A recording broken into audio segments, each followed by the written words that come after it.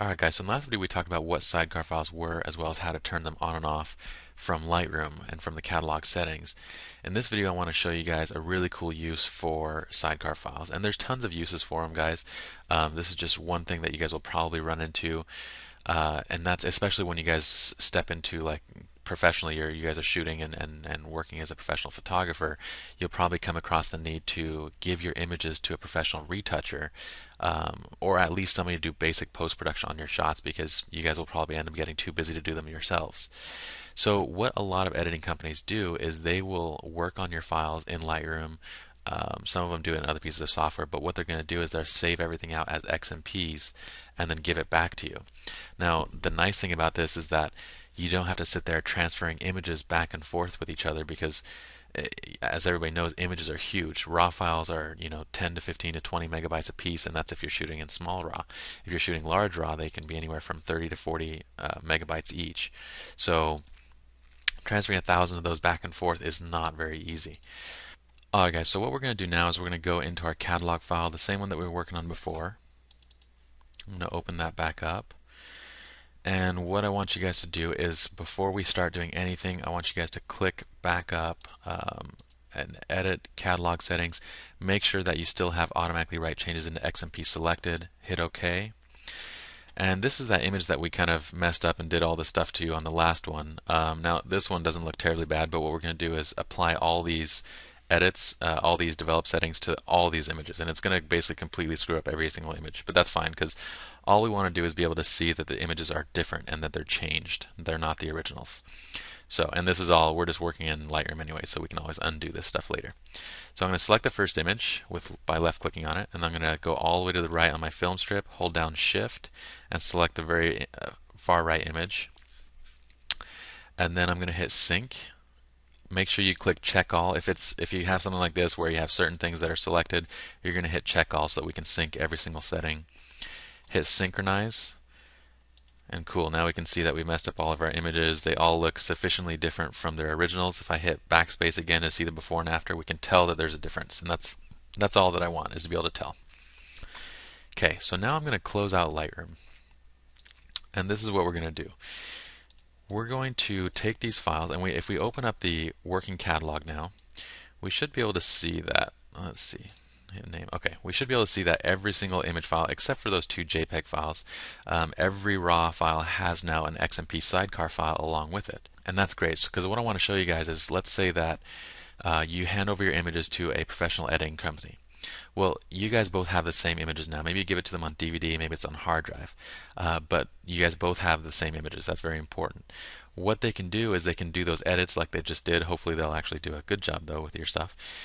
And then they'll give you back only the XMP files. And so this is what we're going to do. We're going to hit New, Folder, and then we're going to say Test. We'll call it just a test. And what I'm going to do in my Windows pane over here is I'm going to sort by type so I can see just the XMP files. I'm going to click and drag and drop those XMPs right into that test folder, and it's okay if it copies it over there. It doesn't really matter. This is just for just to show you guys kind of how it works. It doesn't matter if we keep them or not. So now we have all of our XMPs here. Now let's say that basically what they give you back is the XMP files. You're going to mix these along with the originals that you had and then import them. You can use Photoshop, you can use Lightroom, whatever you want. Whatever you use, you'll be able to see the changes that they made. And the cool thing about this is that where a RAW file from a Nikon or from a Canon camera in a full resolution mode could be anywhere between 20 to 40 megabytes, XMP files are only 10K each. So you can pass thousands of them back and forth just via email. So it's really nice and convenient to be able to pass editing changes that way.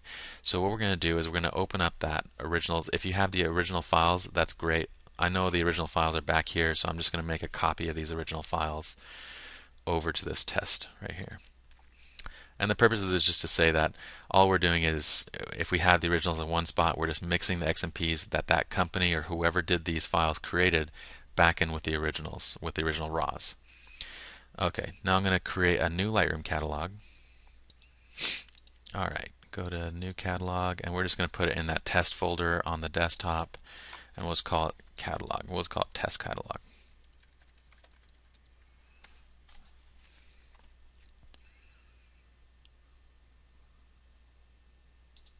Okay.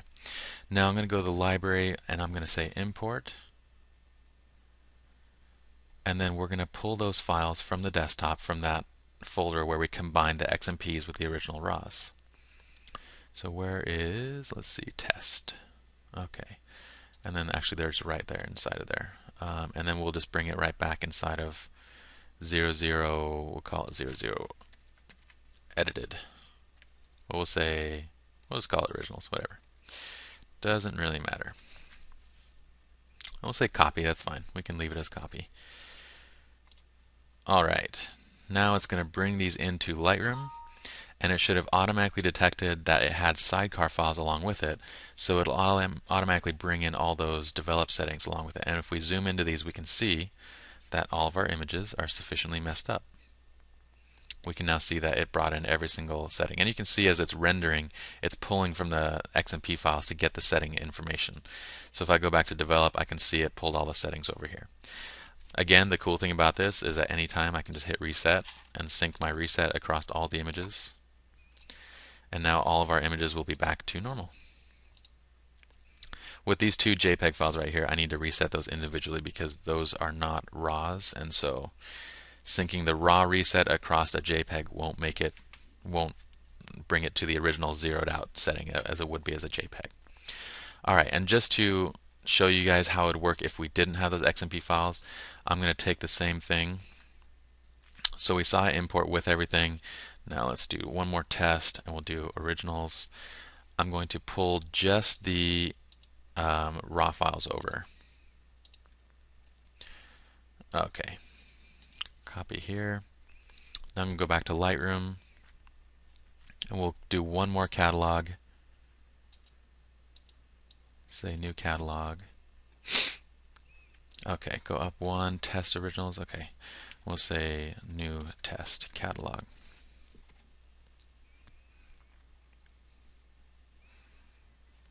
Alright, so now on this new one, I did not put the XMP files into this test originals folder.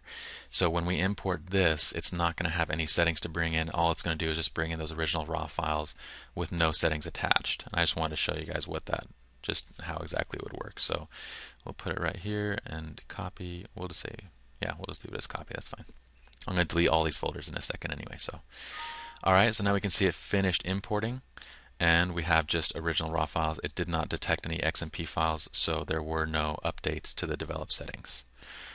Alright guys, so hopefully that makes sense. I'm going to remove all these now. We don't need these anymore. So hopefully this workflow tip kind of makes sense. It's a really easy way to be able to hand off work between multiple people. So you guys can just hand off the images once and then pass XMP files back and forth as you need.